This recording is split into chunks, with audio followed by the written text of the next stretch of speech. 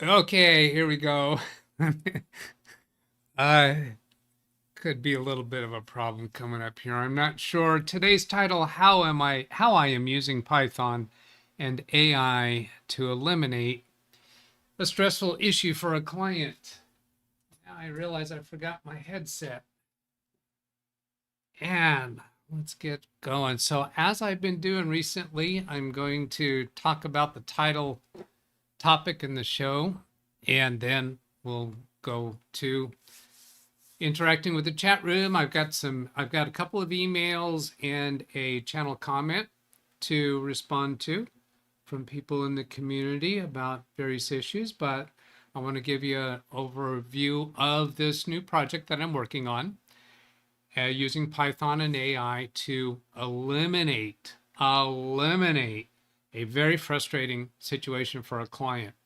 So the way I'm going to go about presenting this to you is to read through my prompt for that I gave Gemini, and I'm going to check on the audio here.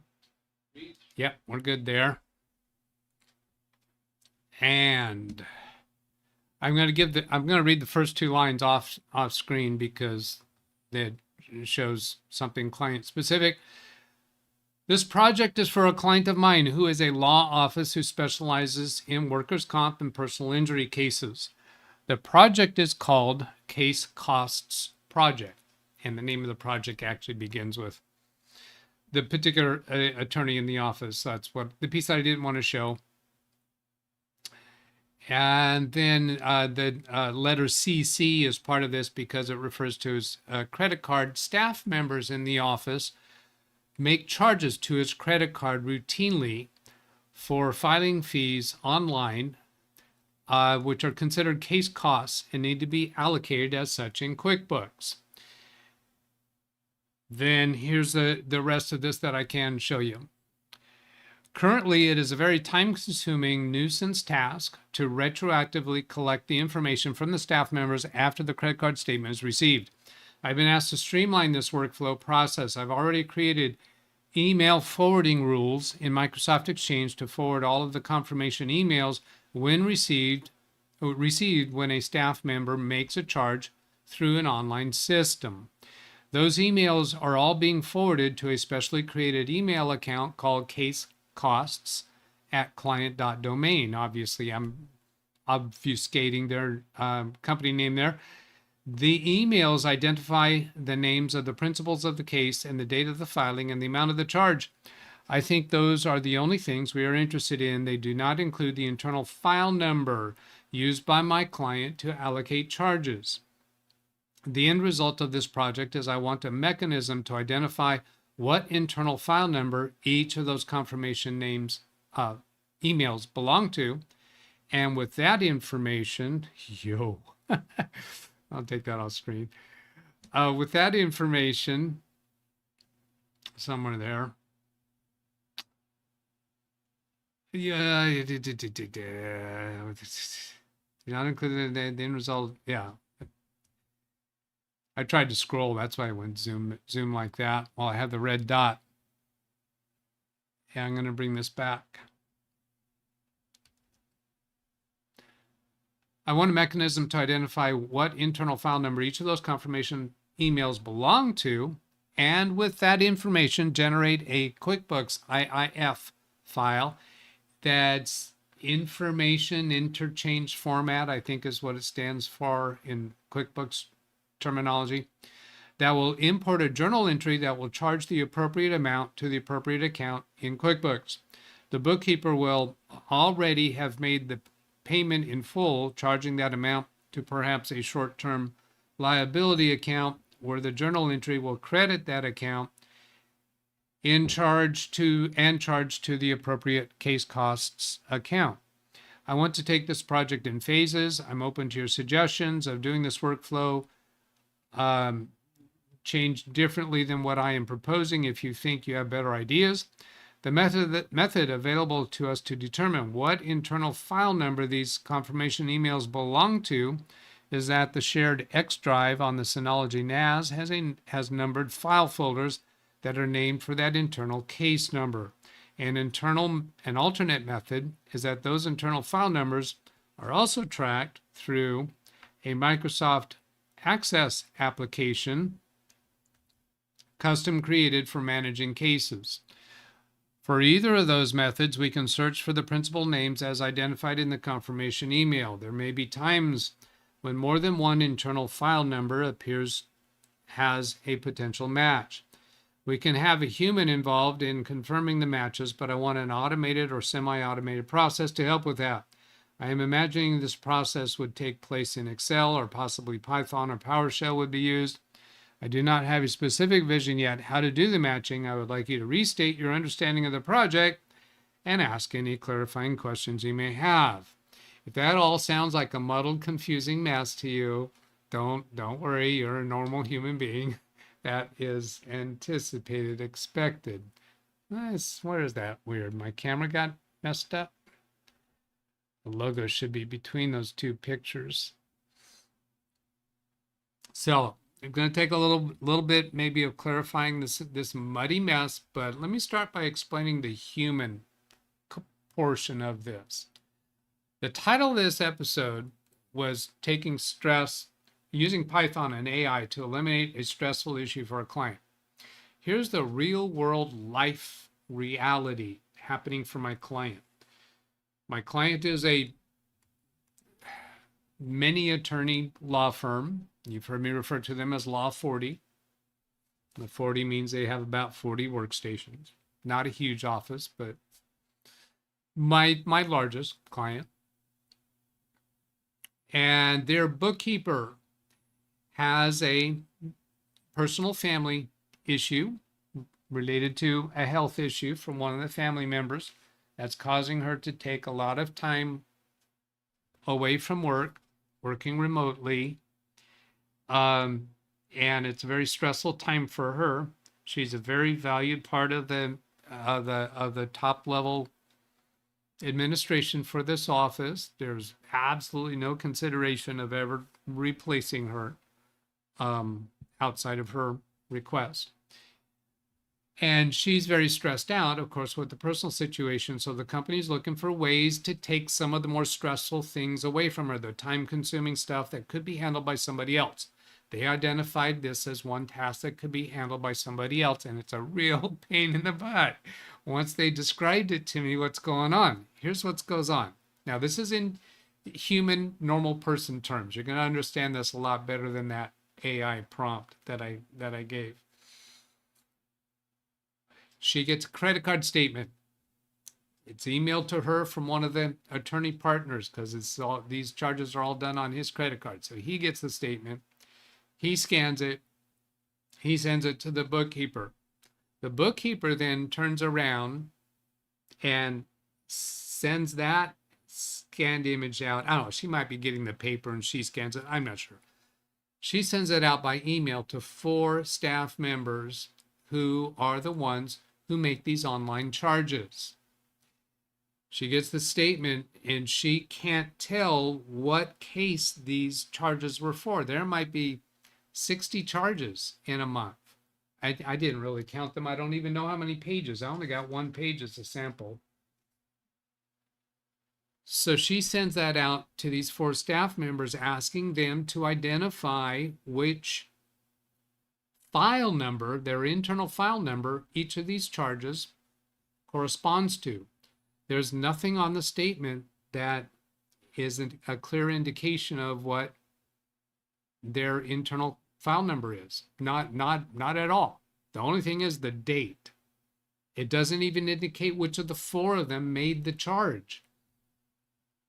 So these staff members, they receive this by email, and they got to be, oh no, not again. Now they got to go figure out what ones they did on what date. Well, they have the confirmation emails, so that'll help them somewhat. Those confirmation emails identify the principals that were involved in the case, but the confirmation emails, when they make the charges, they have no place to make reference to the company's internal file number. So they got to figure out what the file number is. And I've seen, in working on this project, I have seen the emails go back and forth. Do you have those ready yet? I need you to get those to me. because the bookkeeper needs to record those in QuickBooks so that when it's time to settle the case or produce a report to the partners of where the case is at, they're supposed to have all those numbers accounted for. So it's a nuisance and a pain in the butt to the administrative attorney who supervises the bookkeeper, because he's wanting ways to make accommodations to help her out. It's a pain in the butt for her because this is all monkey brain work that there should be an easier, simpler way to do it. And then for each of those 4 staff members, it's a nuisance for them because that's taken time away from them processing their files. So where I'm at now with this project, I'm much farther along than what that prompt implied, is I have in place a Python script that attaches to a email account called case costs. All of those, I put forwarding rules on each of those 4 email accounts of the staff members who do the processing, forwarding emails that whenever an email comes in that has certain subject line and from a certain sender, it gets forwarded to the case costs email account. So now I have this case costs email account that contains all of the confirmation emails for their filings. Then the script, the Python script, has access to that email account. That was done using a technique that Gemini told me about. I did not even know it existed, and it walked me through how in the what do they call it? intra.microsoft.com, how to create essentially an application code or secret so that the Python application could have this code that allows it access to the email account so it can read all the emails in that account. The script pulls out the information in the content, in the body of those emails, to pull out the principal parties involved, the amount that was charged, the filing, the person who filed the filing, and a couple other points of information. And then that script also has access to the Microsoft Access database, so it can do a fuzzy matching between the names of the principals named in the email to the names of the principals in the Microsoft Access database and match them up, and then extract the internal file number that the office uses. Then a next step that I'm not at yet, but I've been through this piece before, is in Microsoft Excel. We can create the IIF file that will then be imported into QuickBooks and automatically apply the charges to those case numbers in their file numbers in QuickBooks. So this is going to take the nuisance off of the bookkeeper, so she doesn't have to send that statement out to the staff members. It's going to take the nuisance off of those staff members. They don't have to do that processing ever again. It takes care of the bookkeeping in QuickBooks, so that the bookkeeper doesn't have to do that piece. It's going to take a massive amount of stress and nuisance task off of their plate. Okay, I think that covers the topic. And next, I think I'll turn to the emails that have come in, or the channel comment where a question was proposed. Let's see, that's by Porsche is what I have in a comment, and I'll let you know who's on tap for emails, so that if there's somebody else that thinks they've submitted something to me, I want you to know that it's not here. But I have Greg M. and I have John Downey. And I don't fully have those on top of mind right now. Now, I haven't done any buttons yet. Let's see if we get a topic crawl. That says there's no topics identified yet, so I'm going to turn that off. Live participants crawl.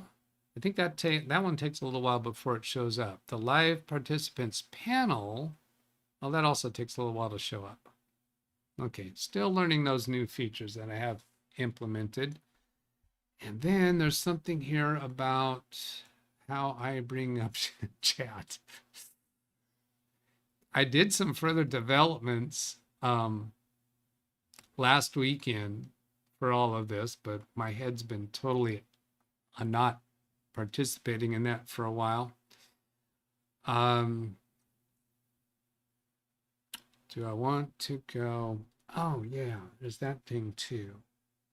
Topic crawl, live participants crawl has not started yet. Oh, I know why.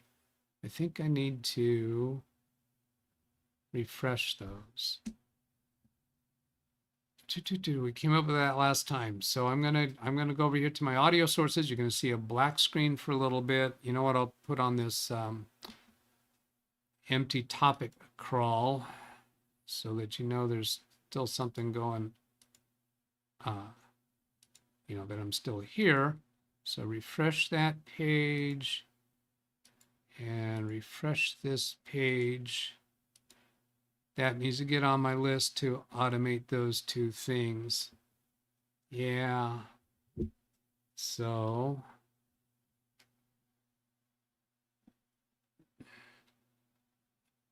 that's interesting. The topic crawl is just black right now. Let's do, I got different colors for the, oh, hot magenta. That was interesting. Coral pink, hot magenta. John Downey, that squeaky toy there, says that is a great solution for a client's problem. I like the logic you use to identify the charge. Yeah, there's quite a bit more to that story. I'm not going to try to take you through all of it right now. That was just an introduction to it. Now, if you have a point, if you have a topic, you can introduce a topic by typing 1 space.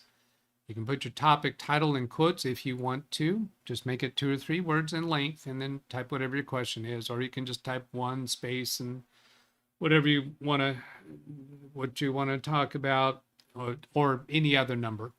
Once a topic number is selected, then it's no longer available to anyone else. And points. Oh, the points. You should be seeing your true total of points now because I got all of those fixed, I think. Now that points crawl at the bottom, or the participants crawl at the bottom, does not have a background. Panel in the upper right has a background, and I think it takes a little while before it appears. Or do I need to refresh that one too?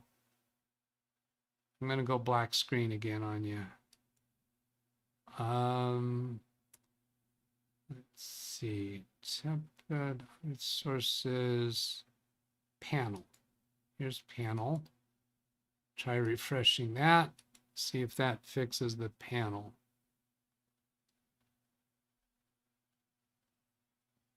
I don't know. All right, so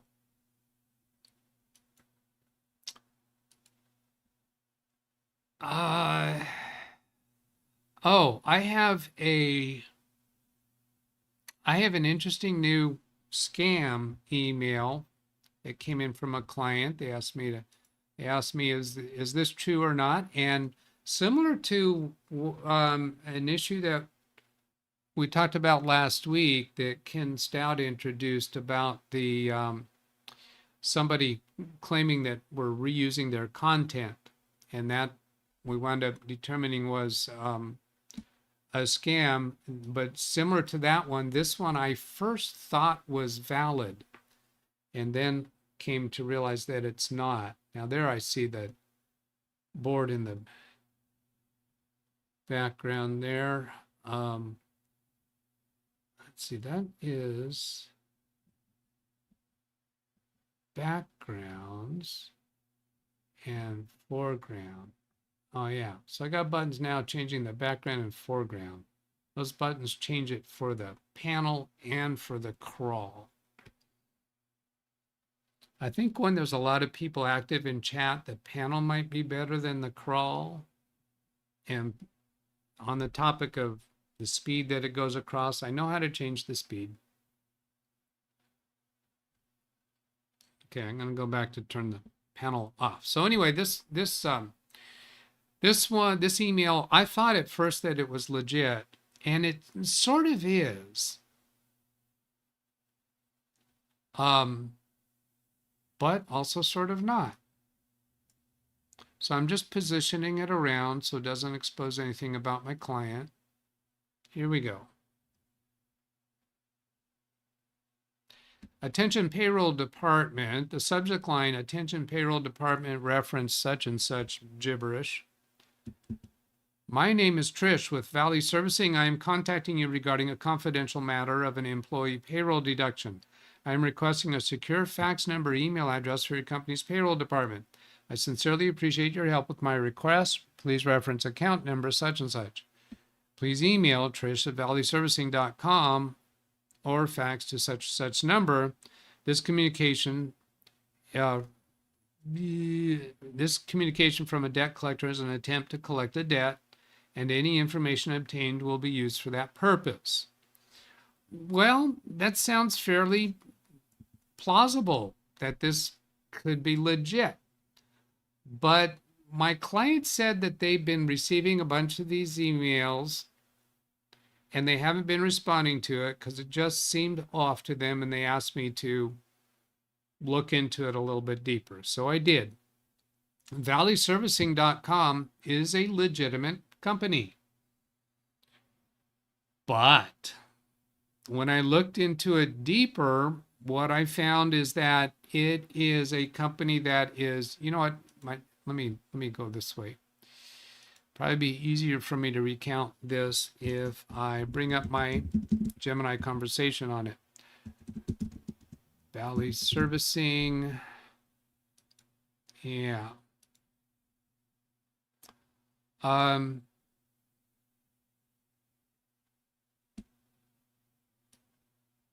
This was a different twist on email scams that I had not seen before. And it's not really a scam. Well, it's not an email scam. It's not really phishing, but the resulting directive is the same. Don't respond to it. Based on the provided images, this email and its attachment exhibit several strong indicators of a phishing attempt or social engineering scam. That's more correct, I think. Well, even that's a little bit off. Specifically targeting a company's HR or payroll department. Here's a breakdown of the red flags and likely intent behind this communication. Key red flags: vague confidential request. The email mentions employee payroll deduction, but conspicuously fails to name the employee. Legitimate debt collectors or government agencies contacting an employer for wage garnishment will almost always include the specific employee's name to ensure it reaches the right desk. Now, I would not have known that because I don't receive garnishment notices. Information gathering: the hook. The sender is asking for a secure fax number, email address as common tactic known as pretexting multi-stage attack. By asking a seemingly harmless question, the attacker tries to scrolling down, make sure it's all clean. Yes. Verify the email address that contact is active. Find a direct specific person in the payroll department to target. Bypass initial suspicion before sending the actual malicious payload. Redundant attachment. The attached PDF file, there was an attachment, I didn't point that out to you, contains the exact same text as the email body. And yes, it indeed does. Nothing additional there. Scammers frequently use this tactic to bypass text-based email security filters or to train the recipient to feel comfortable opening attachments from them before sending a malicious one later. fake urgency authority, using terms like confidential matter, payroll deduction, including a generic account number, is designed to create a sense of urgency and operational necessity, prompting a quick response without critical thinking. I thought this piece was a little bit weak as far as a red flag. Use it because the urgency, it's not right now, it's not immediate. I mean, it sounds confidential for a payroll deduction. It's reasonable to use the word confidential. Use of debt collection disclaimers. The email includes the standard mini Miranda debt collection disclosure at the bottom, communication from a debt collector. Now, I want to skip through some of this to try to get some of the back and forth with Gemini. Here, get to this piece. I did find that company is a tribal lending connection. It's operated by Wakpami Lake Community Corporation. Historically, some online payday lenders have formed partnerships with Native American tribes. They do this to claim tribal sovereign immunity, attempting to shield themselves from state usury laws. Reputation loans originating from these types of entities often have exorbitant interest rates exceeding 400, 700 APR, widely considered predatory. The core tactic is wage assignment versus garnishment. They didn't actually call it a garnishment, but rather wage assignment. So the conclusion of this, to shortcut all of the rest of the conversation, is that this is very possibly one or more of their staff members have signed an agreement with this outfit for a voluntary wage assignment for a loan that they received. Possible, maybe not. Doesn't matter. Does not matter, because my client is not obligated to react to this. It is not a court order. And they have the reputation of being very aggressive in their tactics. So I said best not to respond at all. And do you want me to block them?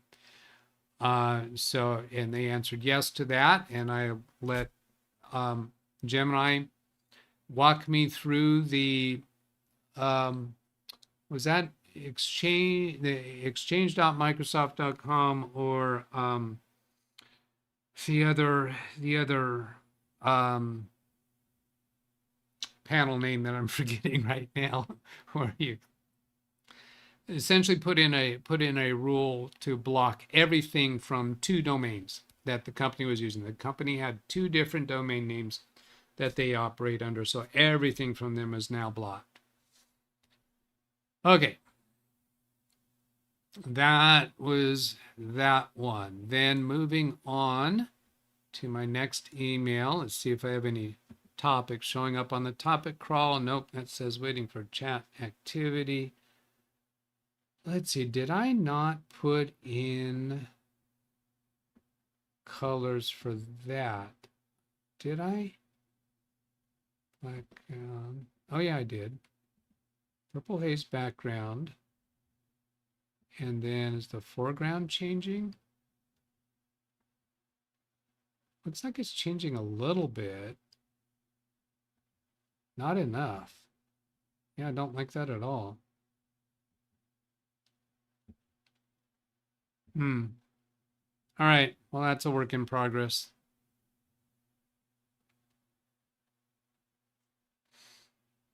Moving on to my next.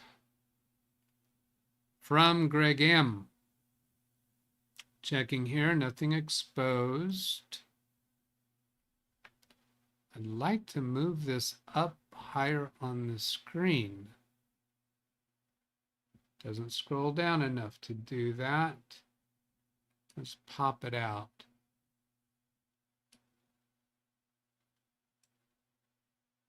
Is that better? A little bit. Just a little bit. Ah, yeah, that's good. From Greg M. He says, as far as I'm concerned, the shine is off Gemini for me. So much so that this past week, the AI that I have used was ChatGPT and Perplexity. I've used both of them. I am using all the free versions of AI these days, and personally, I cannot see paying Google for either Gemini AI Plus versions, and there is no way I would spend 27 plus Canadian a month for Google AI Pro. I have had to redo my rules 3+ times because Gemini consistently threw the something went wrong, try again, and refused to save the updated rules. Asking Gemini to fix it resulted in a complete rewrite of the rules. I will not pay for alpha beta products. Alpha beta, isn't that a grocery store? It is a grocery store name, isn't it? Alpha beta. Right? Yeah. So, hey, I understand what you're saying, Greg. I have tried many different AI systems, and I do not hold Gemini above all the others. So don't mistake that from me. I do very much feel and believe that anybody who is in the tech business, particularly in computer support business, and not learning how to use some AI model to assist with their work is missing out on a seriously good tool. But they are a work in progress. They have a lot of flaws, and I think I've probably tried and spent reasonable amount of time with maybe 12 different AI systems and still work with a few other than Gemini. I found all of them to have good points and bad points. And I wound up deciding to stay with the devil that not that I know, but that I want to have, at this point, I know this devil really well, Gemini. And it's affiliated Notebook LM. That's also a big element of what I'm doing. And I think whatever AI that you use, in order to learn it very deeply, you need to stick with it, stay with it, and not be jumping ship. And that is something that I learned a long time ago in this business. I think I first probably learned it with antivirus products back in the Windows 95 days, when a antivirus product would let me down for one way or another, and I would jump ship and go to another one. Stay with it and recommend it to people, and always uninstall the old one and install the new favorite until it let me down and made a mess of things. And then I would divorce myself from it and then get on board with another one. And then that's my favorite one. So then every computer I come across, I would uninstall the old one and install the new one until it let me down. And I wound up learning this lesson and seeing this realized over and over and over again is no matter what hardware or software product you might use, it's going to let you down. It's going to have shortcomings. Every one of them has positive points and negative points. And what I found most useful is to get to know the devil and for some reason pick a devil that you're willing to stick with. For me, I stick with the Microsoft products and the Google products because it's very conducive and appropriate to the work that I do with my clients, because they are using Microsoft and or Google, and both of those companies have so many other tentacles out there in what we do that I can keep with those two companies, and I'm within two different ecospheres, very much so. And there's not as much that I do outside of that. But I also have Adobe. I have the full Adobe suite, professional. I make a pretty decent living at this, so I pay for what I expect to be the top flight tools. Arguably, can I really defend that claim? No, but I can defend that they are the top names. So I stick with them. And for me, I never did pay extra for Gemini Pro because I already have Google for Workplaces, whatever that is, for other reasons. Greg, I'm going to be very interested for you to keep sending information about what you are using and how it's working out and what the good and the bad are that you come across. And thank you for sending that. And that reminds me of, oh, that's why those buttons weren't looking right. It's because I was on the second page of buttons. Yeah. All right. So let's do this.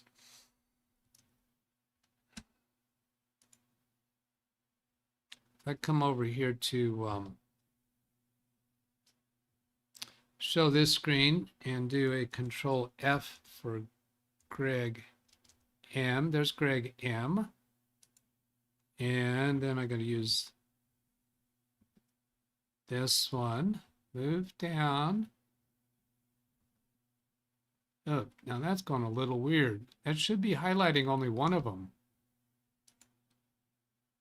Why is that highlighting only highlighting two? That's the one that's highlighting. So Greg, I'm going to throw you some points for sending that to me. Thank you so much. Doug is choppy and laggy. I see right there. That did not come in as a topic or a squeaky toy. What am I? Oh, over here. Checking to see topics. Oh, now I got my lighting all messed up. There's John Danny.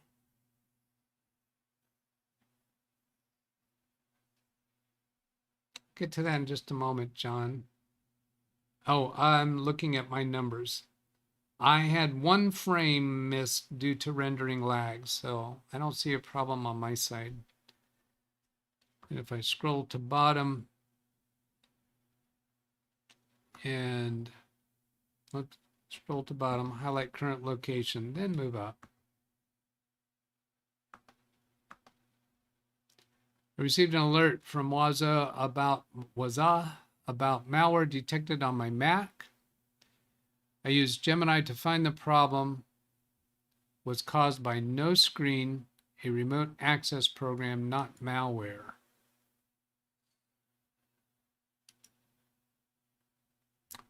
To find the problem was caused by no screen, all right, a remote access program, not malware. All right, so John's just informing me about his continued work with Waza, the security program that he's using that I've asked him to keep letting me know about. So let's throw you some points for an update there. Is there any comment to make about that? Malware detected on his Mac. So that alert would have come to his central management console. And then he used Gemini to find out that the problem was caused by, I think no screen is the name of something, which was identified as a remote access program, not malware. A remote access program that's on your computer without your permission, without your initiative, can certainly be malware, but it's not known as a, malware identified program. I don't think there's any question there for me, John, but I'm going to go ahead and assign that as a topic. Reassign, add message, topic reassign, execute, add message. I think it's this one and then this one. Yeah. And so I'm going to assign that to topic 1. So if anybody wants to add more to that, or if he wants to add more to that, you just type a 1 space and type whatever you want to say. And then if somebody wants to experience, oh, see, now it's lit up at the bottom. If somebody wants to experience assigning a name to that, anybody can assign a name to that. You type 1 space and then put the title in quotes, just 2 or 3 words within quotes.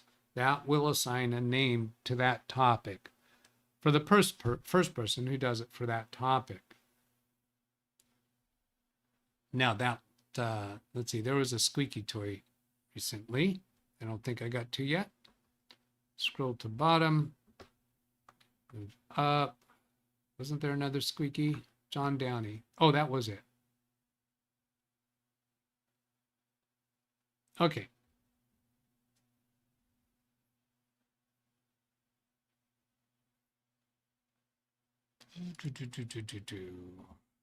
That was Greg's.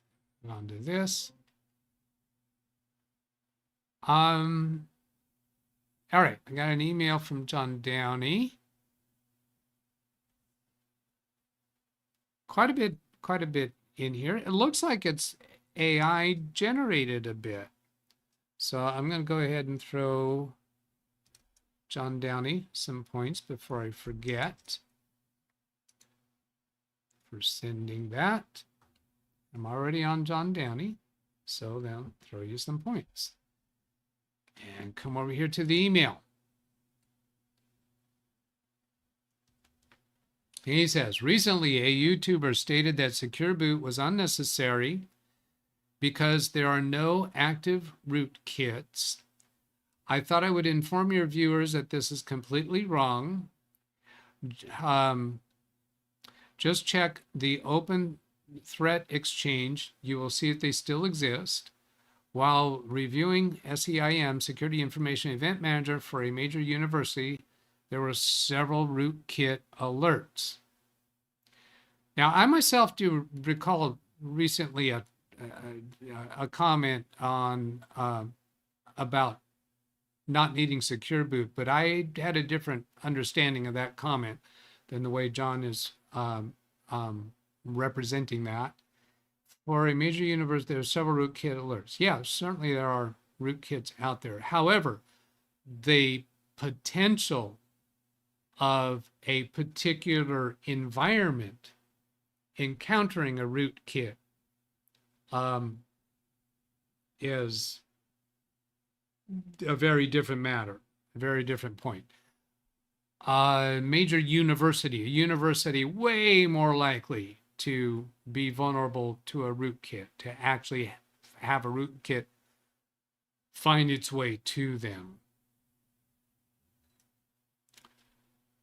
So Secure Boot acts as a digital security guard during your computer startup process, uses cryptographic signatures to ensure that your PC boots only from trusted firmware and software approved by your hardware manufacturer, Microsoft. Secure Boot does the following. So in a school environment, you definitely would want to have Secure Boot, and that does you no good whatsoever if you don't have your BIOS setup protected by a password. Now, I just pushed a button here that did not seem to respond. Oh, I think it's because I had my, oh, I see why. Because I had that red dot still turned on. I don't think you even saw that. Because if you turn on Secure Boot to prevent somebody from booting from a USB drive, and if somebody's physically at your computer, yet you haven't password protected your BIOS setup, they can simply go into BIOS setup and turn Secure Boot off. Also in BIOS setup, you might be turning off the ability to boot from USB whatsoever. But again, if you don't protect BIOS setup with a password, then anybody physically at the computer would be able to change that setting in setup, in BIOS setup. So having Secure Boot on alone isn't quite enough. It's a piece of the puzzle. You have to understand how it interacts with the rest of the computer and your threat exposure in order to really make use of it. Secure Boot acts as a digital security guard, cryptographic. I already did that. Does the following. Now let's scroll. blocks rootkits and bootkits. It prevents deeply embedded malware from hijacking your system before your antivirus software even loads. Now, rootkit and bootkit can actually infect a computer without somebody being physically at the computer. So I was just mentioning about booting from a USB drive. That's not the only way you can get a rootkit or bootkit. It can come to you through online methods. So again, a university environment, that would be worthwhile. Now, in the business environment, for somebody who works in an office environment, to be getting into the areas of the internet that has that, it's a little more remote. The things that they can click on in an email, like a link in an email that they get suckered into clicking, could that lead them to a rootkit or a bootkit? Yes, it could. I have not yet seen an occasion where something leads to something like that, and that's why you see me investigating. When a client gets an email, and like last week I showed that, what was it called, any something like that, whatever that site was, where I can actually use a online virtual computer to click through links to see where it goes. Because if we get to a point where things are going to that level, I want to be aware of that, because at that point it's far more important to be sure you have secure boot everywhere and other elements as well of protection. But so far it's all phishing stuff, trying to get your account credentials, which is serious, but it's not a bootkit or a rootkit.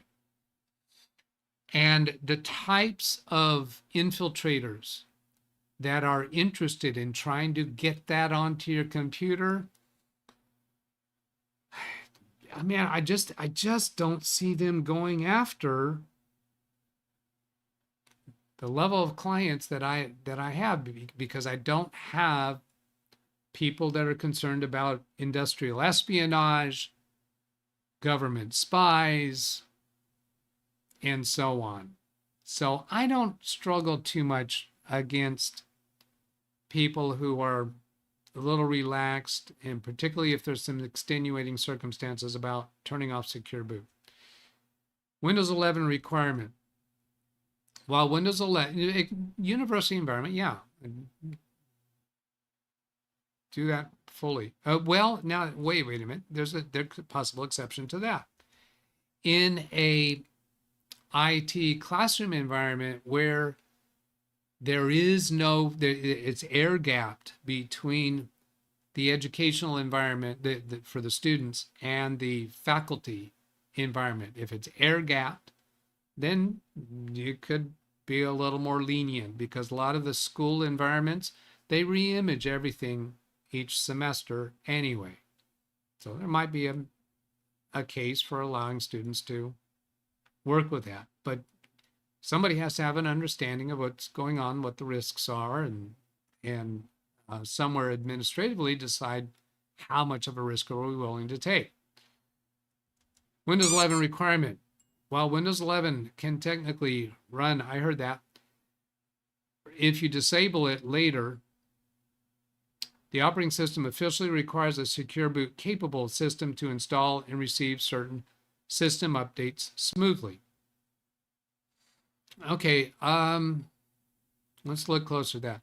While Windows 11 can technically run if you disable secure boot later, yes, indeed, the operating system officially requires a secure boot capable system to install. However, we have seen some of these mini computers come in with secure boot disabled. So it was installed perhaps with secure boot enabled, and then they disabled it, or maybe they imaged them and when imaging, they don't have to have secure boot enabled because they're not actually going through the installation procedure. The installation process requires secure boot. Actually, it requires secure boot capable. I don't know that it requires secure boot to be enabled, it just has to be capable and receive certain system updates smoothly. I'm not aware that system updates. Oh, okay. No, this is saying secure boot capable to receive system updates. I have done updates on computers that did not have enabled, secure boot enabled, but they're still capable. So they still receive those all right. See, I'm going to take a peek over here at what that last squeaky toy was. There is no air gap in the school environment that John was talking about. Yeah, so they don't want to do, they want to have secure boot enabled there. I assume that was, let's see, he recently went through a school training for the security, but I think that was online. I didn't think that was a on-campus computer lab. All right, coming back here. Did that part. Mandatory for modern gaming. Many multiplayer games with kernel-level anti-cheat systems such as Valorant, Call of Duty, Black Ops 7 will flatly refuse to launch if secure boot is turned off. Just thought I would pass this along. So this whole email came triggered by, as I understand, John reacting to hearing a YouTuber make a comment. Oh, stated that secure boot was unnecessary because there were no active rootkits. Yeah, I heard a comment recently that could have been interpreted as that, but that's not the way that I interpreted it. And not everything that is said at every moment through a YouTube video is, scrutinized very carefully by the presenter, especially in a live stream. So if it was a live stream, then I'd suggest give that a little bit of grain of salt. Okay. Thank you, John. Appreciate it very much. Now, let's see, there's no other topics. And down at the bottom it says 1 unnamed, 0 of 1. So that means there's no unread messages in that topic. Porsche X. Is Porsche X in chat? I think Porsche X shows up with the same name, right? P-O-R. If I search for P-O-R, there's one hit. Where is it? Nope, importance. So Porsche X isn't here right now. Let's come over here and do a video link. Reply, give the video link. I replied at this point in the live stream. Thumbs up and heart. And Porsche X says or asks, which programs do you remove after setting up Windows to reduce bloatware? We have a laptop that is running sluggish and was wondering if you had any advice. I will tell you precisely what I do for that. And wouldn't you know, it's going to involve AI. I don't care which AI you use, but I find it very, very useful. So we're going to come over here to a new chat. And I'm going to go to, I'll do this on a new computer. Now, actually, let's review that again. After setting up Windows, see what it hasn't told me here is, what do you mean setting up Windows? Oops, I got to actually click reply on that. What do you mean setting up Windows? A new major manufacturer computer, Dell or HP or Lenovo, whatever it might be, they're going to have a lot of bloatware. And so I'm going to want to uninstall stuff. But if you've done a fresh install of Windows and you're experiencing sluggishness, like he says here, I'm going to say there's some other reason. So what I'm getting at here is, what's the reason for asking this question in the first place? If they have, let's see, we have a laptop running sluggish after setting up Windows. So it's a laptop, that means it is a major manufacturer computer. Setting up Windows. Did they reinstall Windows because it was sluggish? And now after doing a fresh install, it's still sluggish? If they've done a fresh install, Windows 11 from Microsoft Flash, doing the media creation tool, and you still have sluggishness, then at that point, I'd say that it may be device drivers, that you haven't installed all the right device drivers. And I have seen several instances where device manager has no exclamation marks. So you say, the devices are all working. That does not mean that they have the right device driver. I have seen times, particularly with network adapters, drive controllers, chipsets, where when you get the right drivers in place, speeds the computer up. Oh, especially if there's that, what is that killer networking thing? I think that was a Dell ugly thing that will cause extreme sluggishness. So sluggishness might be happening for reasons other than clutterware, bloatware. Then also you might have a hardware device that's failing. Could be a memory issue, could be a drive issue, could be overheating issue. So there can be other things that can cause sluggishness. If the sluggishness is when you ask the client, show me the sluggishness, and they go to a particular website and it's that particular website that's sluggish, and they're saying their computer's sluggish, well, no, it's likely something to do with that website. Now, if we are actually dealing with removing bloatware from the computer, that's what I wanted to show you what I do. So come back here. I want to do Windows key R and then appwiz.cpl in the bottom left corner. So I'll come over here and take a screenshot and paste that. I'll come down to Task Manager and go to Startup Apps and take a screenshot. Whoops, did that wrong. Why? It's not giving me a screenshot of Task Manager there. Let's try that again. Yeah, it's not grayed out on my screen. That's not doing a screenshot of Task Manager. I think it might be because I have Task Manager pinned down in the bottom left corner. Gear icon always on top, take that off. And now back to Task Manager Startup Apps. Can I get a screenshot now? Yes. That's interesting. I didn't know that. Then come back to my AI and I'll paste that. And let's see, there's another piece on my mind that I was going to do. Oh, yeah, I'll do this. Come down here and give all those icons that are in the sys tray. So give it all of the sys tray stuff. And I've had times where I've also gone into Task Manager and give a screenshot of all of that. I've gone into Revo Uninstaller Pro Portable because it lists all the apps that it sees. Give a screenshot of that. And then ask a question. Can you see any explanation in these screenshots why I might be experiencing sluggishness in my computer?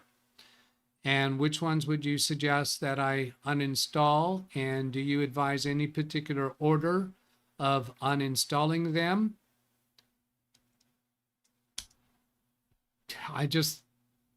It's getting to where I turn to AI first and use my experience as an IT technician to evaluate what it tells me. When whatever IT technician you're talking about, I got 5 years experience in the field, 35 years experience in the field, whatever the number is. AI has 35,000 years of experience, years of experience. Yeah, because it's drawing upon all of the information out there on the internet. Now, you can get very comical things where you can show, if you ask AI this certain question, it just comes up with a very obviously wrong answer. Well, that's not what you should be using AI for. It's just that's entertaining, but it's a silly way to discount what AI's capabilities are. Now I've got this, my notifications turned on for a particular reason that I wanted it turned on. So I'm going to go turn those off. I like doing that through taskbar settings, and then come down here to notifications, and I'll just turn notifications off. And when I need them back, I'll bring them back. Based on the screenshots you provided, there's a very clear explanation why your computer is feeling sluggish. The main issue isn't necessarily what is installed, but rather how many programs you're running at the same time in the background and starting up automatically when you turn on your computer. Duh. On Big Beast, did anybody have any doubt that that was going to be a complaint of the AI? Here's a breakdown of what's causing the sluggishness, followed by a recommended action plan. Now, for the record, I am not complaining of sluggishness on Big Beast. I'm not. It's not sluggish. Why your computer is sluggish? Startup app overload. In Task Manager screenshot, you have several heavy applications, yada, yada, yada. So I'm not going to read through all of this. System tray clutter. But anyway, let the AI guide your efforts to clean up the computer. Let's see what else. Close background apps, uninstalling only if unused. Wants me to uninstall these. Miniconda is what I'm using for Python, so I definitely need that. Let's see. What is that services that I can disable that does something about read ahead? It keeps telling me to disable that on new computer setups, and I've done that once in a while. Not real regular with that piece, but I don't remember what that one is. Yeah, sysmain, formerly known as superfetch. Superfetch, the superhero, I think. What is sysmain or superfetch? Windows service designed to maintain and improve system performance over time, analyzes your usage pattern, reads ahead by preloading your most frequently used applications in RAM memory. The goal is to make those programs open much faster when you click on them. Why disabling can help. While it is meant to speed things up, sysmain can sometimes be counterproductive. If you have an older mechanical hard drive or limited RAM, sysmain's constant background analyzing and preloading can cause your disk usage to spike to 100%, which will make your entire computer freeze or feel incredibly sluggish. So I have tried that on these low-end V-Link computers. I couldn't tell any difference, and I don't have hard drives usage spiking on those.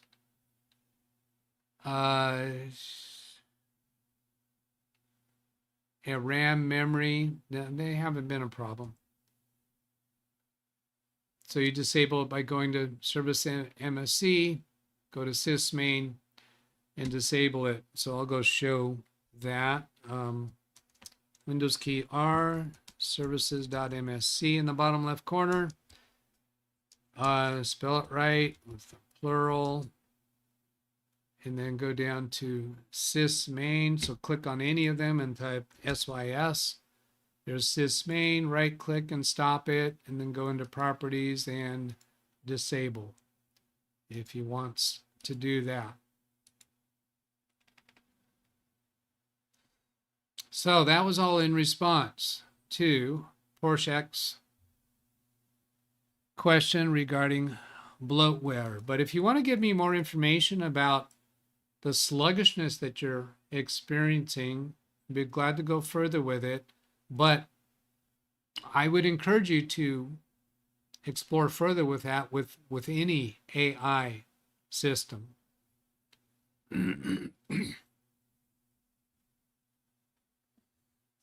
Okay, that takes care of everything that was sent in.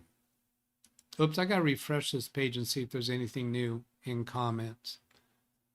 So let's see, I got to because YouTube is YouTube, I gotta go through all these different places where they could be hiding.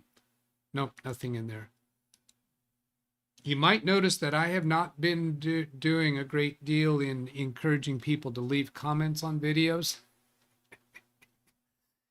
I want questions. I want the technical questions, but just I don't really care about general hi, how are you, or good video comments. So don't got to do that on my account, because that means I have to respond to it. It's the reason why I don't push for that. I know YouTube supposedly likes seeing those and will pass the video along to other people, but yeah, I got other things up my sleeve. Yeah, I don't think we have any topics, so I'm trying to discipline myself. Let's turn the topic crawl on. No. Trying to discipline myself not to go back and just browse through the chat, because I always pull something out of there, and I want to focus on things that I consider more appealing to IT professionals who are actually earning a living providing computer support to small businesses. That's what I consider my target audience. And there's other things that I can do along those lines, and the ways that I am intending to come to those is with my AI chats and my time slips. So we've already talked about AI a bit. So let me go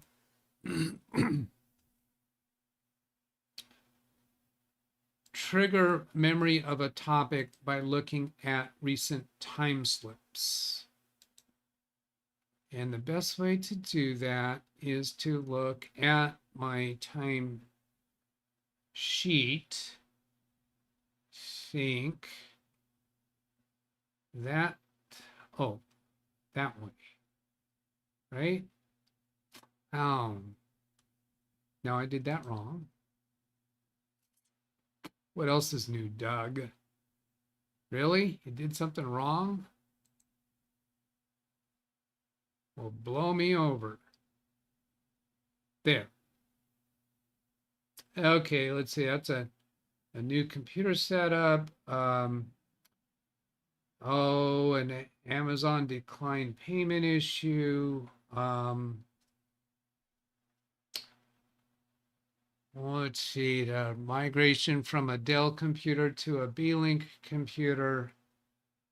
That suspicious email that I told you about.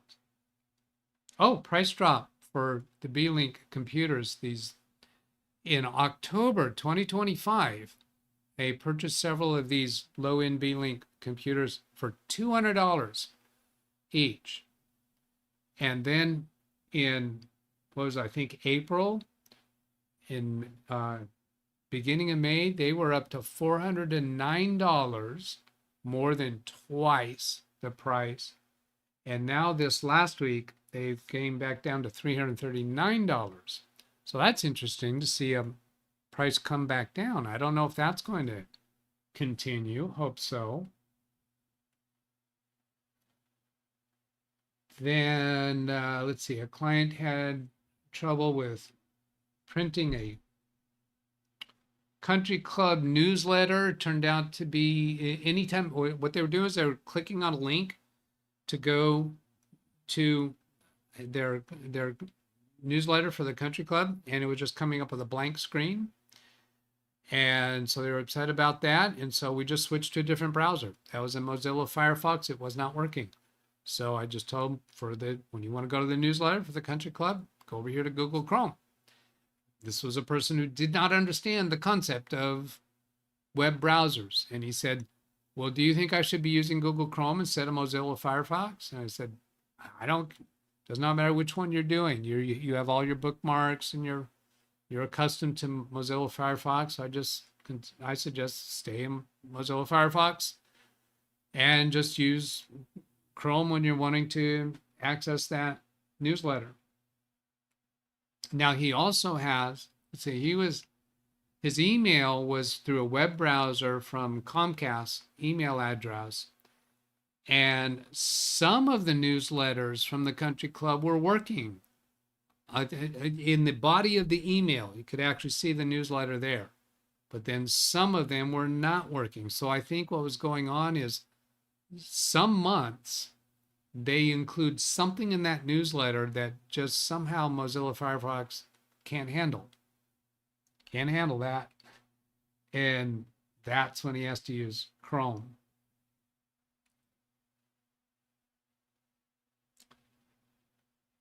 Oh, I have a client that we're working with the Intuit registration that this client has. It's a little fuzzy to me how many businesses he owns. It's at least 8, but I think it's actually more than that. I think it's probably about 12 businesses that he owns and has various different levels of active frontline management himself, hands-on in those businesses.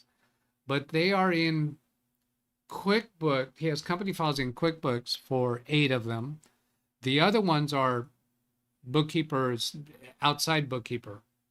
An accountant handles the books for the others. So it's just 8 or 10 that I'm dealing with. And QuickBooks Desktop Pro 2023 is what he's currently has installed on 2 computers.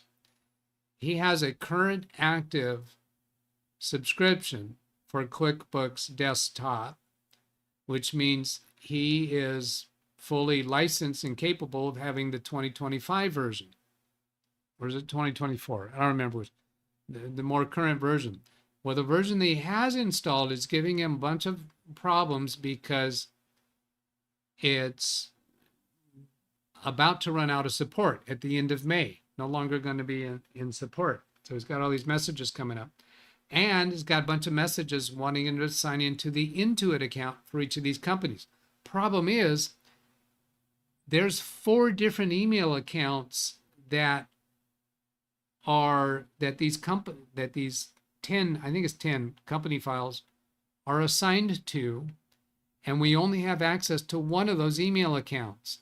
The other email accounts have been neglected and ignored so long that the Intuit account associated with those emails is no longer valid. So what we need to do is change ownership of those company files from the old email account to the new email account that we want to be the Intuit account for all of them.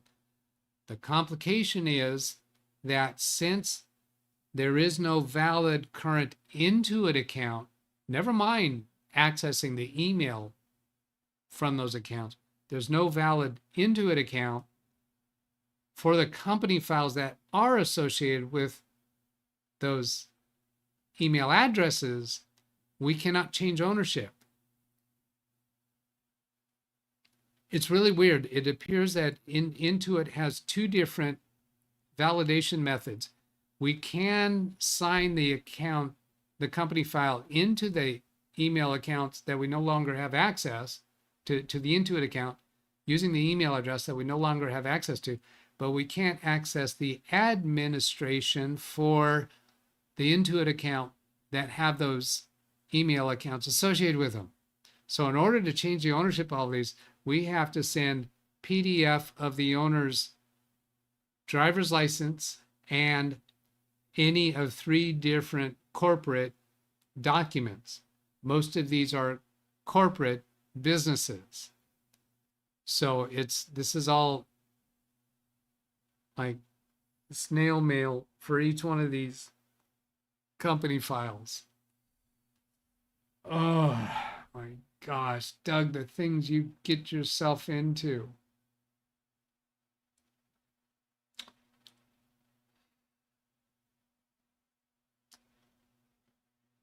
Oh, a client had in a home environment has a Linksys mesh router system, and this is the one. This is the one that I upgraded him from a Dell computer to a V-Link computer,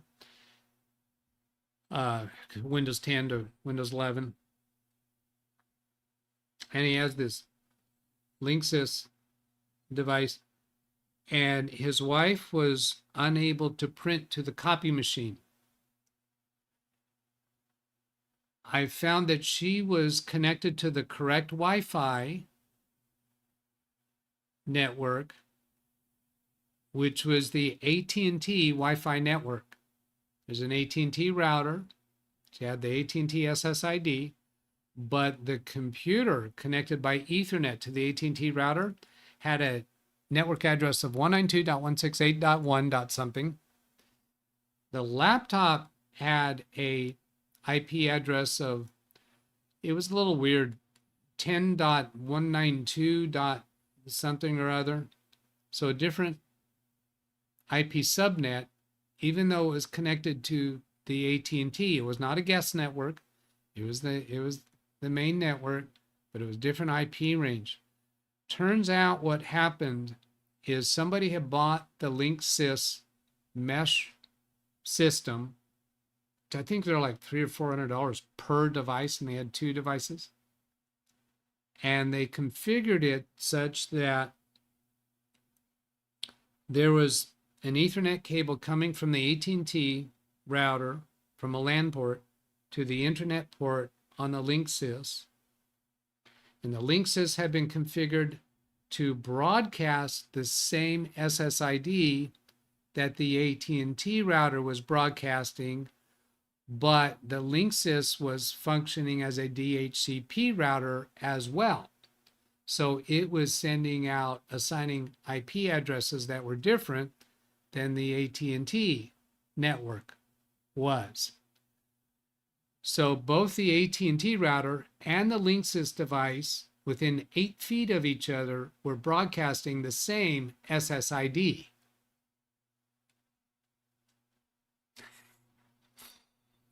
I wouldn't be surprised if sometimes when the wife's laptop connects to the Wi-Fi, it might have been connecting to the AT&T router's broadcast of that same SSID address. I don't know that. So my solution was, on the Linksys device, I changed it to bridge mode and have it connected, its internet port connected to LAN port on the AT&T router.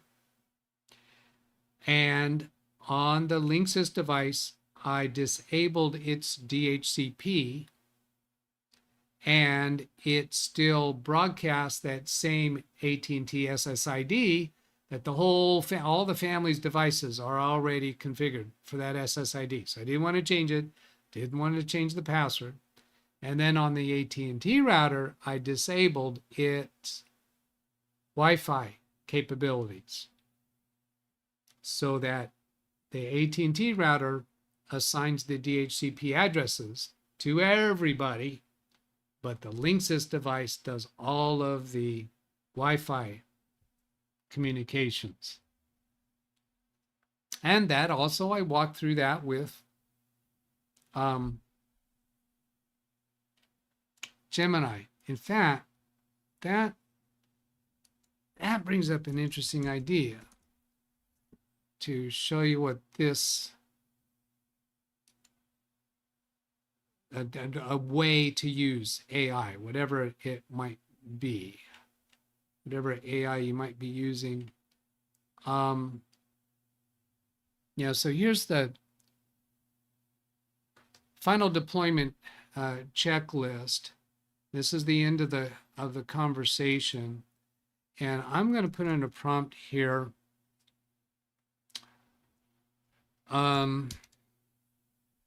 Give me a description that I can use in my time slip that explains the complications that occurred during this project and the solutions.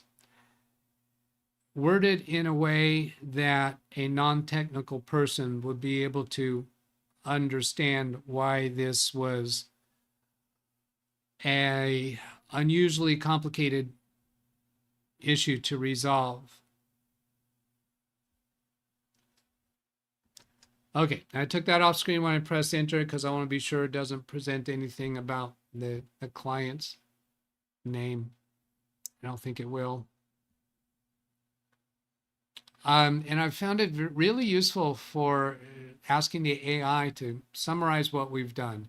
I've asked it for summaries for me in technical language and summaries in English and drafts for emails.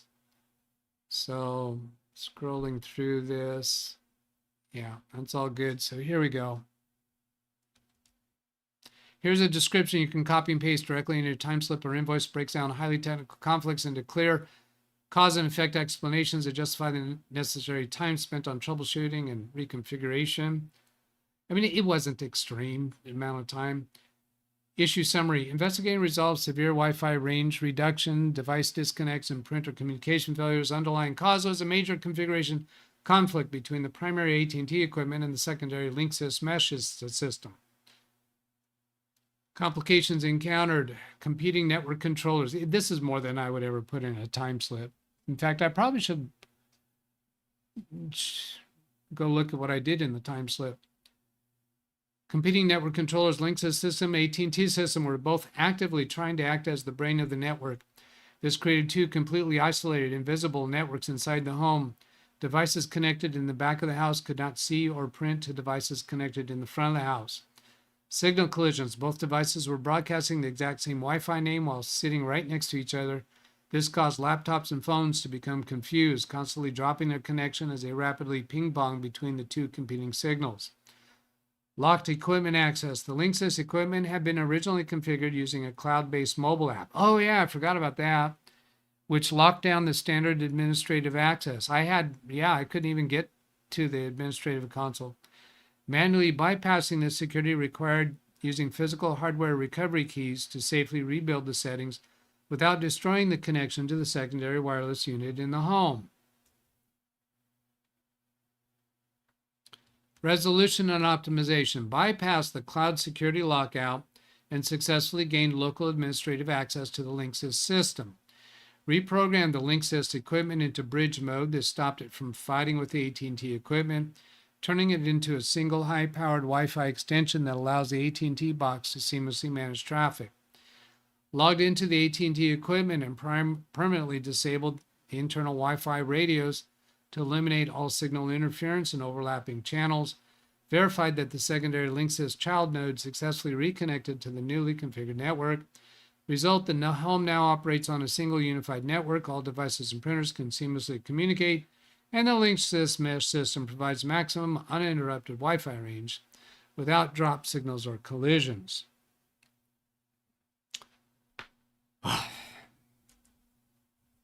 So that was fun.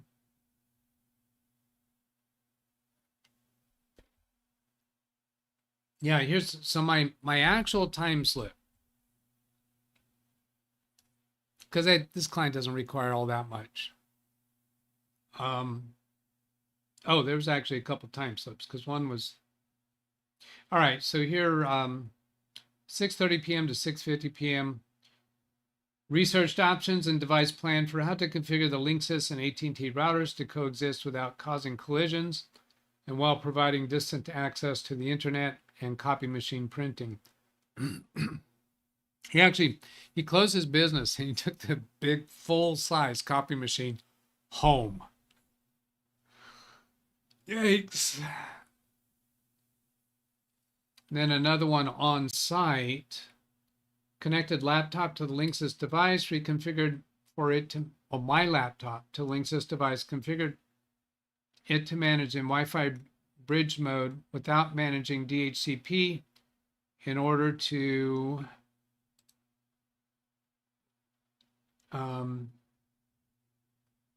remediate conflict with AT&T router, remotely access AT&T router configuration page in preparation to disable its Wi-Fi function. Oh yeah, I was still working remotely here. Troubleshoot reoccurring Outlook prompt for Microsoft password deferred due to time constraints. Provided immediate access. Yeah, that brings up another one. He had an Outlook authentication problem, which is another story worth telling.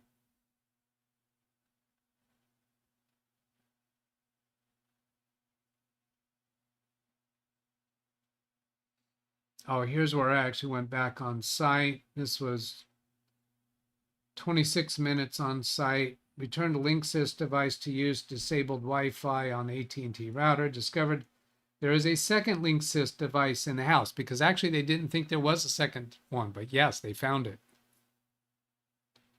Confirmed the second unit is operating in child mode. Tested new configuration successfully.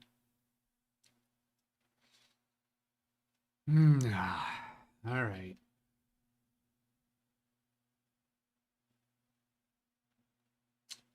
Oh, an issue with some Surface laptops. I think I'll skip that one.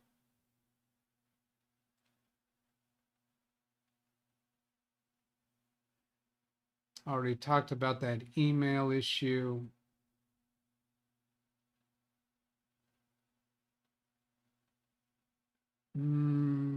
Yeah, sometimes the calls are simple.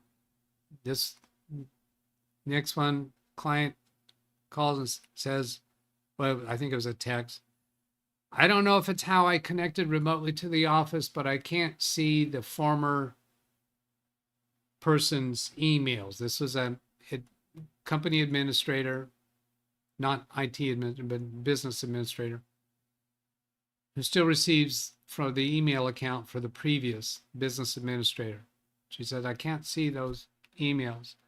And what had happened in the web browser, it was just the navigation panel on the left side had collapsed to where you have to click this little greater than symbol up at the top to expand it. And then there's the inbox for the other person down there. So that's all it was. Sometimes it's simple. So she was away from the office when I saw that was a solution. So I talked to her by phone and figured out how am I going to communicate that you got to click on that little arrow. So what I did is I took a picture with my cell phone of that part of the screen with the mouse pointing right to that little arrow. And in the text message, I said, click on that greater than symbol where the mouse arrow is pointing to, and then you'll be able to see the former administrator's emails.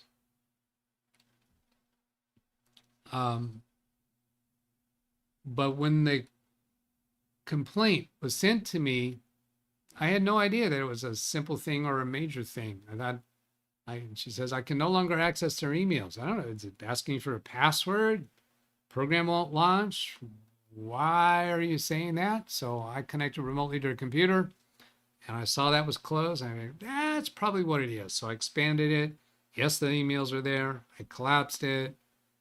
And then I had the conversation and the picture to show her and solve that. 16-minute time slip on that one.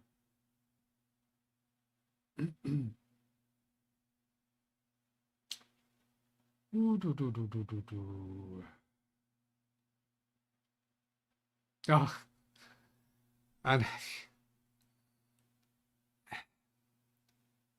clients texted me saying, "Oh, God, this was just funny. This was." I'm gonna go actually look up her text message.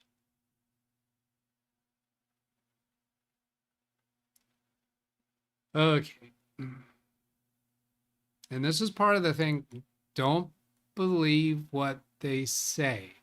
Not that they're lying, not that they're intentionally trying to mislead you, but clients tend to make assumptions.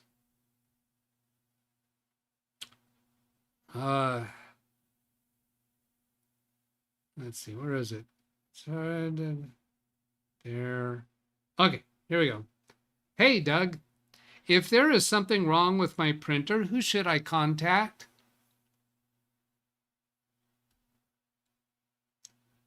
And I responded, I'll just take a guess here. Maybe it would be me.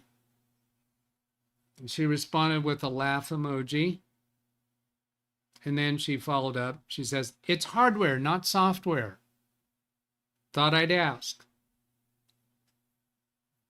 Boss is calling me right now. I'll reach out after I'm done with that.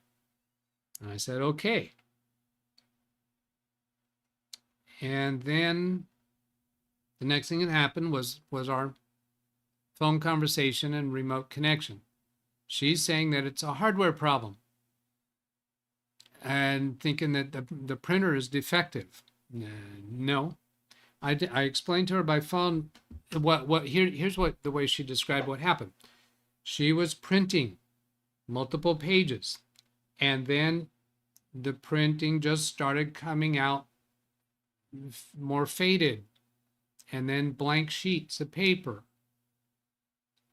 Now all she can get is blank sheets of paper. She says it's a hardware problem. Anybody want to propose in chat what you think it is? 2 space, and then put what you think it is. That way I see down at the bottom that you responded specifically to that. 2 space. What do you think the problem is? She describes printing a multiple page document, and printing starts getting lighter, and then she's getting only blank pages. And she wants to know, who should she contact for a printer problem? Because it's not a software problem, it's a hardware problem.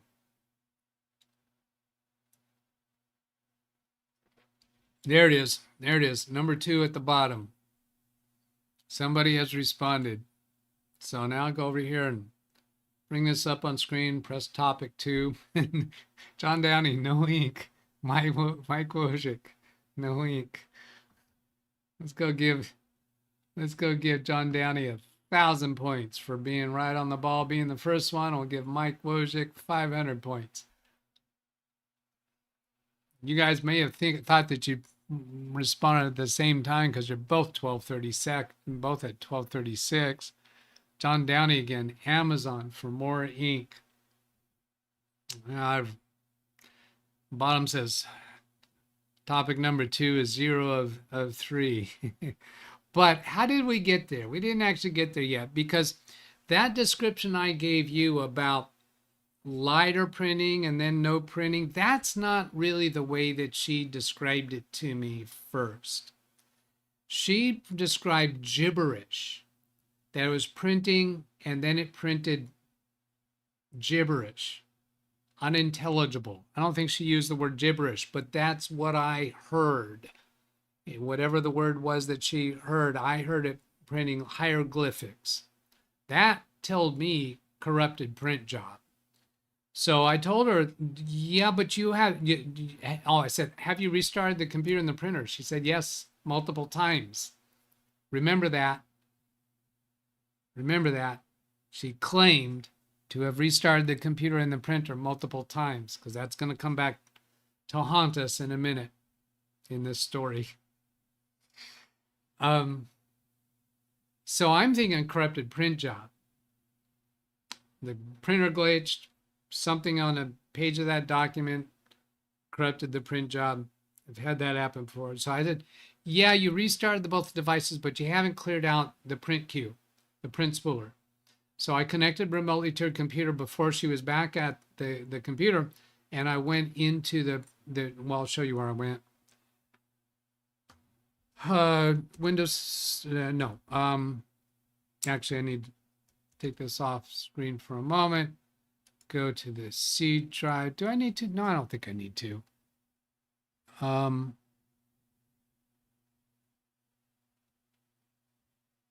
Yeah, so go to Windows and System 32 and click on any of these, and then is it print or spool? I think it's spool.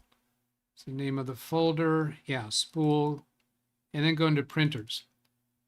And then there were 2 print jobs in here.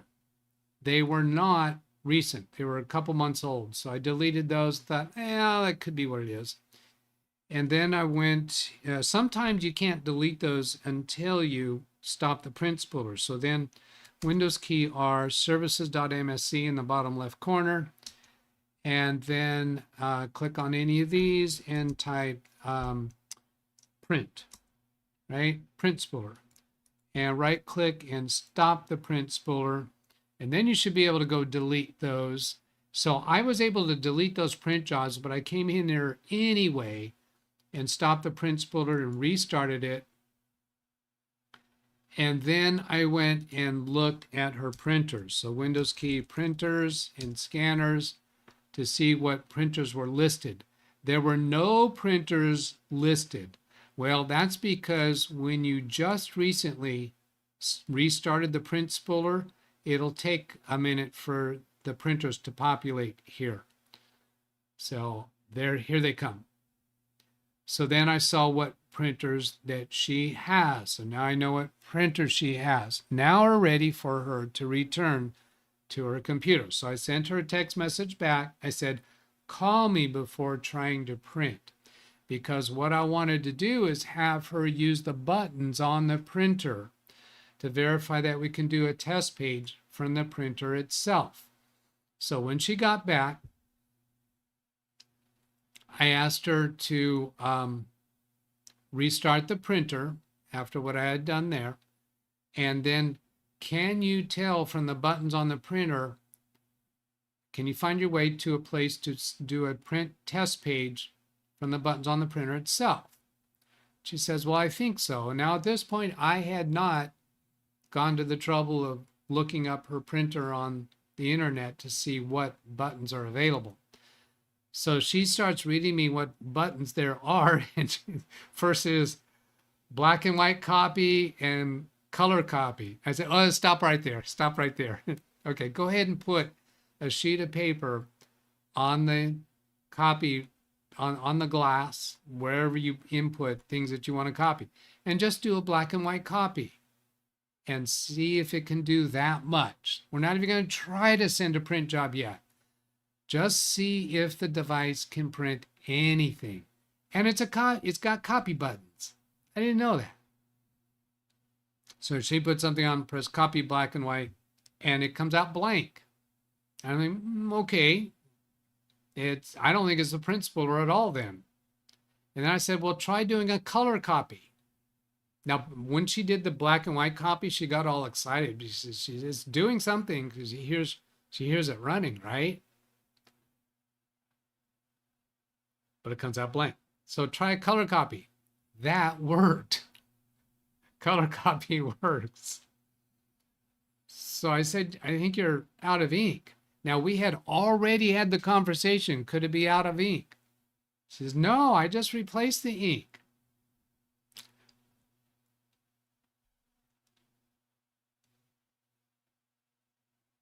I'm realizing I left out a couple pieces I wanted to tell you by this point, but let's stick with this for now. So I already replaced the ink. So, well, is there a place on the control panel of the printer where you can see the ink? It says, yeah, it's got plenty of ink. Okay, can you send me a picture of that?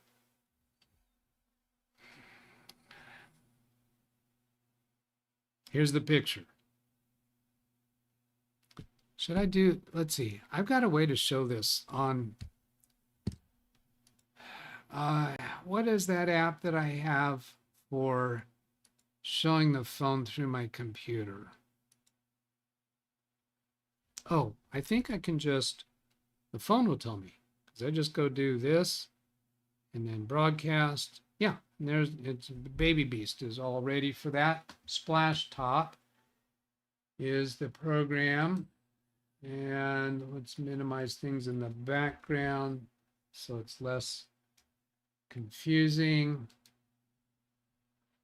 And then I'll bring up that picture. And let's make the picture big. Yeah, so all you're going to see is the picture.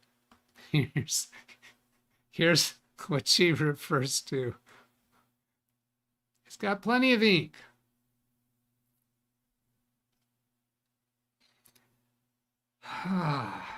Let's see, is this showing up? There's the ink indicator for black and white. This little dot down here for black. And there's the level indicator. Here's the color. There's a level indicator. That's showing about 1/4 full.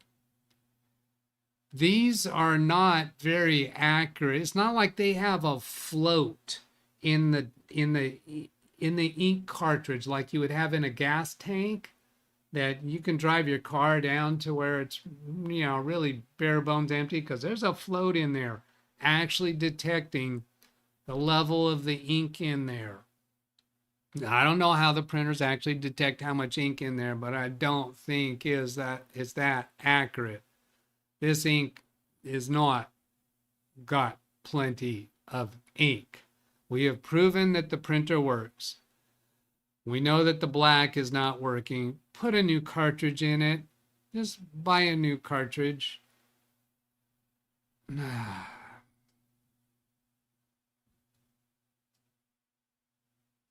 If you want to make a comment about the ink issue, do 3 space and I'll go look at your comment. I'm trying to stay away from the chat room unless you put something in the topics.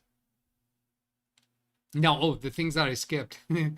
She told me she'd restarted it multiple times, right? Well, when I connected remotely to her computer, I went into Task Manager. Down here, I'll go right click on the taskbar, choose Task Manager, come up to Performance, go to CPU, and it showed that she last restarted the computer 4 days ago. So when I asked her about that, she was out doing errands and stuff, so I was connected remotely doing things, and I found that 4 days ago, so it was, I don't know, half an hour before we got reconnected by phone. I said, well, and not only was it 4 days, but bottom right corner down here, I saw down in the bottom right corner, there was a orange dot indicated need to be restarted to install updates down here in the bottom right corner somewheres. So I restarted the computer, and when I asked her about it, she said, oh, well, the problem with the printer happened before I left. I took that to mean that she's been out of town for a few days. So the problem happened before she went away on a trip or something, and she had indeed restarted the computer multiple times, which is likely because it wasn't a computer problem, but it was ink. Simple, basic. Now, we haven't proven it yet because she hasn't reported back to me after buying a new ink cartridge. It is possible that, could it be, I don't think so. It's going to say, could it be possible that the ink has dried up inside the printer pathways? No, because this problem occurred while printing a multiple page document. The first pages came out fine. And then somewhere along and she said it was a long document. So I think she prints commonly long documents. And I think she's been doing more of those recently, which explains why she ran out of ink quicker than she thought she should have, because this is a law office that is retiring.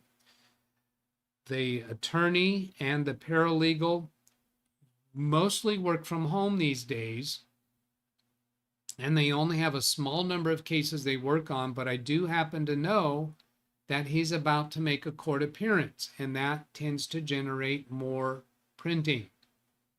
So I think she's probably been printing a lot of long documents recently. Don't know that. Boy, this is a tales in the trenches, from the trenches kind of day.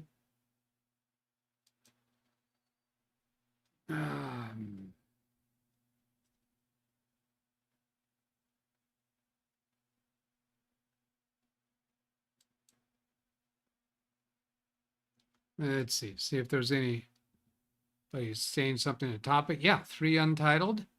And on 1 and 2, looks like there's no new messages, right? Yeah, so I'll go to topic 3. Nobody's named topics yet. And there, and punch topic 3. And move down. Ink cartridges estimate the amount they can print and at what quality. Yeah, I think that's all calculated estimates. Lee Huxham, let's give you points for participating in this conversation. John Downey, I have instant ink subscription from HP. That is what she needs.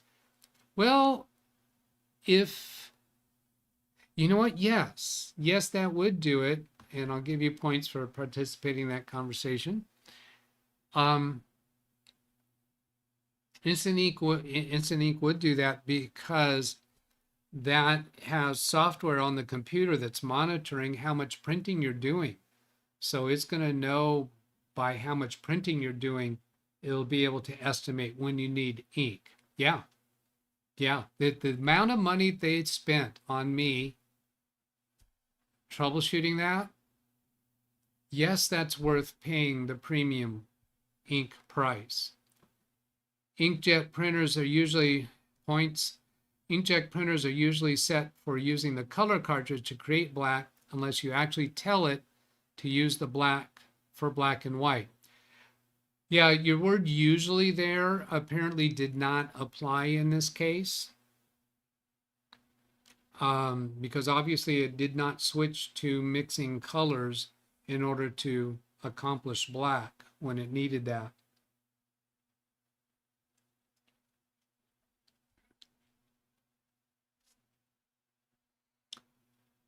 Okay, now I was going back to my timesheets. Look at this. I have not browsed through the chat.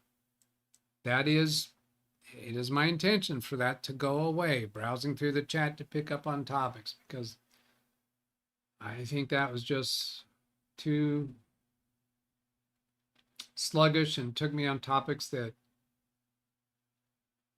were not good time consumptions, I think.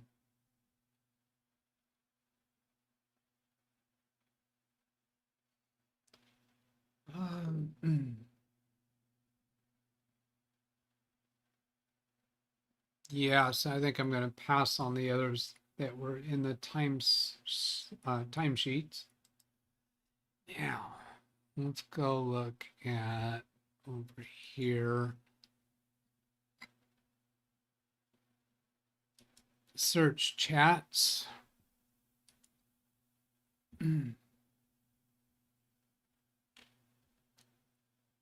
Let's see, today.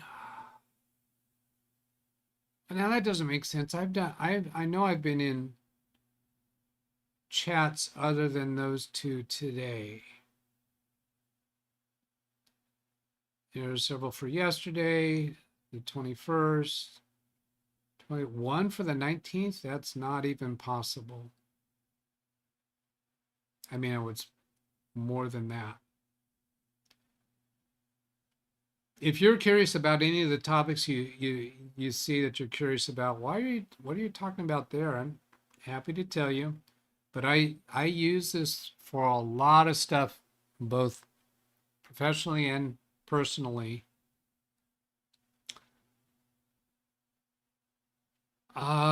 Let's see. So what I was intending to come to is I know that there were some things that I was dealt with that I wanted to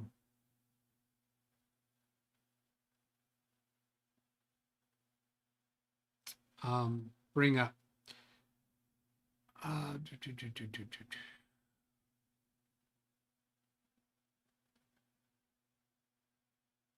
All right, the Microsoft account issue. Personal account versus work school account. I had a client who had, and if you want to comment on this topic, do a 4 space. Microsoft Office 2016. This was the Dell computer to B-Link computer, same place that had the Wi-Fi issue. So this is a problem with on the B-Link computer getting his Outlook to work. It was Outlook 2016, and he has a Microsoft 365 email account, which is a business account because it's a custom domain name. And it just would not get working because we get the email working, and then the Microsoft Office, Word and Excel and Outlook wouldn't be broken. We get those working, and then the email account became broken. Well, what happened is a Microsoft Office 2016 that was purchased quite a long time ago was registered to his email address. Back in those days, he did not have his email account hosted by Microsoft. It was hosted by a local internet provider. I don't even remember their name, and they sold out to another one, they sold out to another one, they sold out to another one. Somewhere along the line, we moved his custom domain name to Microsoft. But at the time that he installed the 2016 Office, which I probably handled for him, I've been his support that long, got registered to his email account at that point in time was a personal Microsoft account, where his email was not at that time hosted by Microsoft. Since then, his Microsoft email is migrated to be hosted by Microsoft. Now it's a for work account, not a personal account. When he signs in to any Microsoft site or Microsoft service, it asks, do you want to sign into your work or school account, or do you want to sign into your personal account? It's confusing because the word or is used in two different contexts. There's one style of account that's called work or school. There's another type of account that's called personal. So it's work or school or personal. It's two choices, not three. Work or school is one choice. So the Microsoft Office needs to be signed in, authenticated to the personal account. The email that is used inside Outlook, which Outlook is licensed as a personal Microsoft service, but the email that he wants to access in Outlook is the work or school account.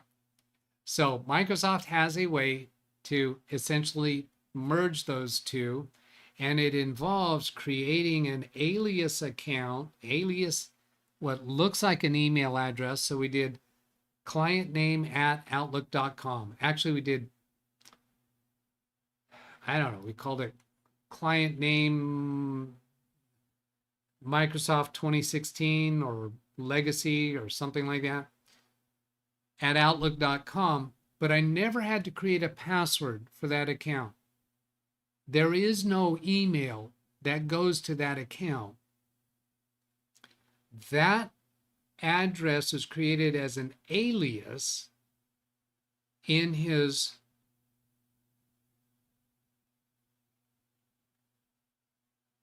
Microsoft account, and then we made that new alias at outlook.com the primary for his Office 2016 license,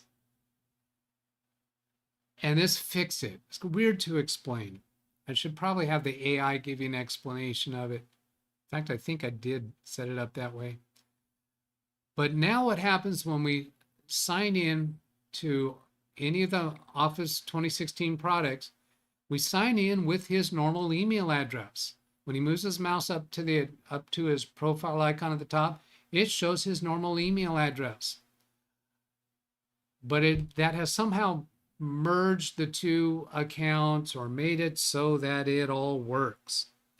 So that the Office software is using, and all he sees is his normal email address, even though there is that outlook.com alias under the covers somewhere,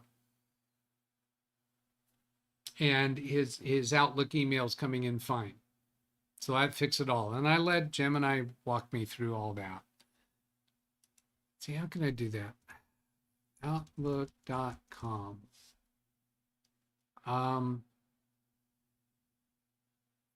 Yeah. I put it all in this same chat that was it's titled Optiplex migration strategy. Oh yeah, here it is.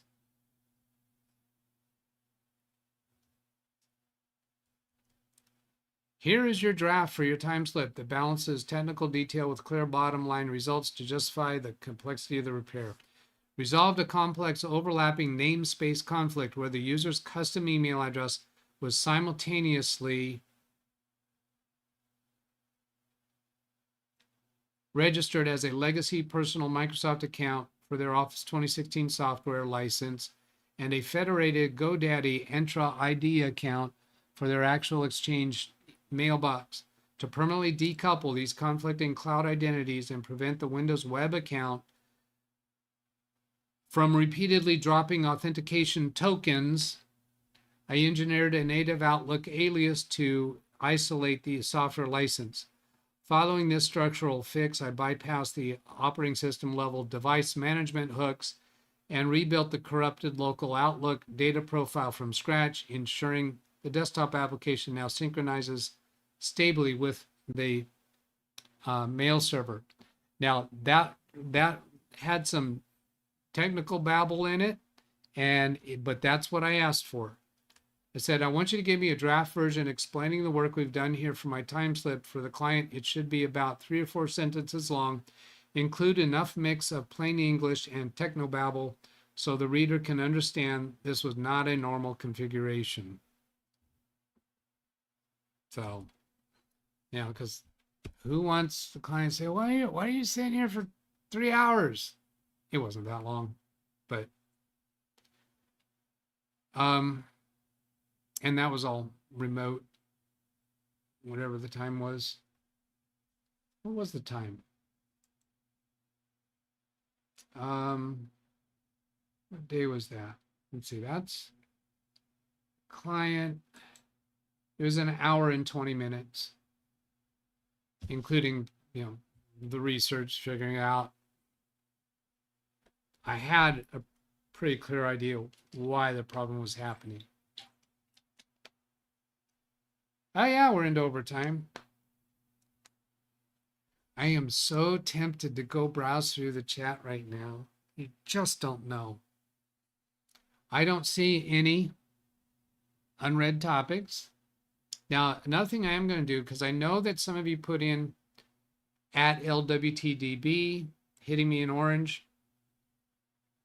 And there was another, I guess also the, some people just won't even do that. They just put in my name. I'm contemplating adding that to topic S, which is social, so that I can acknowledge those, because I appreciate your hellos and whatever they are, but I'm trying to get you to use these topics. Now there's a social topic. Appreciate very much if somebody just tests that right now and prove it. Just type S space and whatever social level comment that maybe you said earlier and I did not see, I'm not going to go look at because I'm trying to do this right. It shall show up at the bottom. Should show that there's an S topic in addition to the numbers. I don't know if anyone's going to do me that favor or not. Should show up after the number 3. Unless I don't have that programmed correctly. That's why I wanted you to test it. So I can see.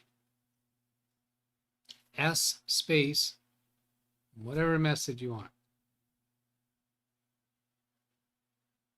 Now, if it doesn't show up, I'm going to go punch the buttons and see if it's there. All right. So topic S, there is one there. Is it going to show up on the ribbon? There it is. There it is. Finally, one of one. So, Wintermute did as I requested. So, there is 1,000 points and another 1,000 points and another 1,000 points. 3,000 points. I'll tell you what, when I ask you to do me a favor, there might be a reward.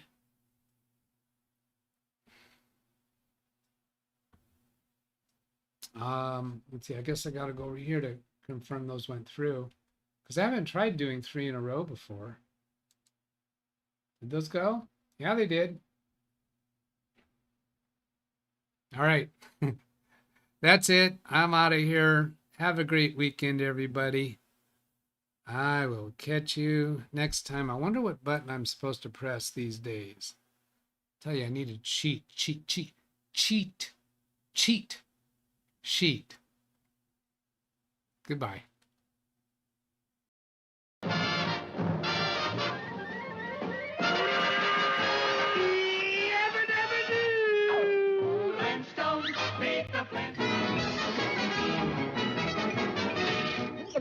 That's all, folks. Tune in, days a week for Windows support, the help you seek. Send an email, leave a comment, join the chat. Our tech-savvy crew is where it's at. Not just me, but a whole community, helping you solve tech mysteries. With friends who are here almost every day, we love to chat and help you find your way. So subscribe now, be part of the team, for Windows support and more than you've dreamed. Join the fun, don't miss a single stream. At LiveWindowsTraining-DougBetts or simply where tech support supreme.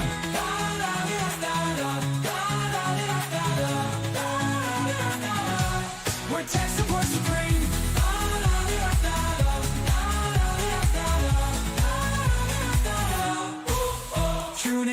Tune in, days a week for Windows support, the help you seek. Send an email, leave a comment, join the chat. Our tech-savvy crew is where it's at. Not just me, but a whole community, helping you solve tech mysteries.